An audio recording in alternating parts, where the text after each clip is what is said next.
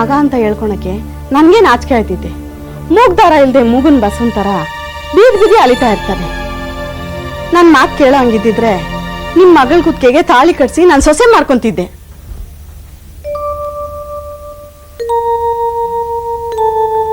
ಅಮ್ಮ, ನೀವು ಹೀಗನ್ಬಿಟ್ಟು ಕೈ ಚೆಲ್ಕೊಂಡ್ಬಿಟ್ರೆ ನನ್ನ ಮಗಳ ಬದುಕು ನೂರಾ ಬಟ್ಟೆ ಆಗೋಗ್ಬಿಡ್ತೈತೆ. ಅವಳು ಕುರುಡಿ ಅಮ್ಮ. ಮೊದಲೇ ಅವಳು ಬಾಳು ಕತ್ಲೆಲೈತೆ, ಅದನ್ನ ಇನ್ನೂ ಕತ್ಲೆಗೆ ತಳ್ಳಬೇಡಿ. ನೋಡಿ, ನಿಮ್ಗೆ ಕೈ ಮುಗಿದು ಕೇಳ್ಕೊಳ್ತೀನಿ, ನಿಮ್ ಮಗನ್ನ ಹೇಗಾದ್ರೂ ಮಾಡಿ ಒಪ್ಸಿ ನನ್ನ ಮಗಳಿಗೆ ಒಂದು ಬದುಕು ಕೊಡಿ, ಒಂದು ಬಾಳು ಕೊಡಿ. ನಿಮ್ ಮಗಳು ಶಾಪ ಇಟ್ರೆ ನಮ್ಮನೆ ಉದ್ಧಾರ ಆಗಕ್ಕಿಲ್ಲ. ಯಾವ್ದಕ್ಕೂ ನನ್ನ ಮಗನ್ನ ಕೇಳಿ ತಿಳಿಸ್ತೀನಿ. ಹೌದೌದೌದೌದು, ನೀನ್ ಹೇಳ್ಬಿಟ್ಟೆ ಅಂತ ನಾನು ಒಪ್ಕೊಂಡ್ಬಿಡ್ತೀನಿ. ಅಲ್ಲಮ್ಮ, ಕುಡಿ ಕುತ್ತಿಗೆಗೆ ನಾನು ತಾಳಿ ಕಟ್ಬಿಡಕ? ಅಲ್ಲ, ಇವ್ರು ಯಾರ ಬಂದು ಏನೋ ಹೇಳಿದ್ರೆ ಆ ಕಥೆನ ನೀನ್ ನಂಬಿಡದ? ಏನಪ್ಪ ಏನಪ್ಪ ನೀನು ಹೇಳ್ತಿರೋದು? ನನ್ನ ಮಗಳ ಈ ಸ್ಥಿತಿಗೆ ತಂದು ಕಥೆ ಅಂತ ಹೇಳ್ತಿದ್ದೀಲ್ಲ, ಇದು ನ್ಯಾಯನಾ? ಮತ್ತಿನ್ನೇನಯ್ಯ, ಯಾವನ್ ಏನ್ ಮಾಡೋದ್ನ ಅದ್ ನನ್ ತಲೆ ಕಟ್ಟಿ ನನ್ನ ಮೇಲೆ ಗೂಬೆ ಕುಸಕ್ ನೋಡ್ತಾ ಇದ್ದೀರಾ? ಬೇಡಪ್ಪ, ನನ್ನ ಮಗಳೆಲ್ಲ ಹೇಳಿದ್ದಾಳೆ.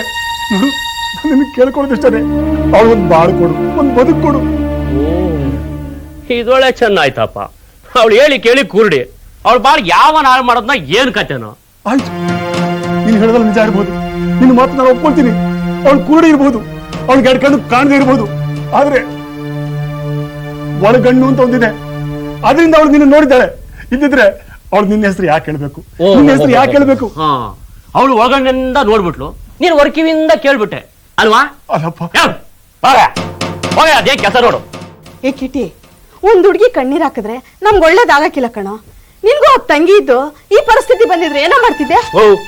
ಸುಮ್ಮನೆ ಹೊಟ್ಟೆಲ್ ಉಡ್ತಾರೆ ಅಕ್ಕ ತಂಗಿದ್ರ ಕತೆ ಹೇಳಿ ನನ್ ತಲೆ ಕೆಲ್ಸಬೇಡ. ಹೋಗು ಅದೇ ಕೆಲಸ ನೋಡಿ. ಅಲ್ಲಪ್ಪ,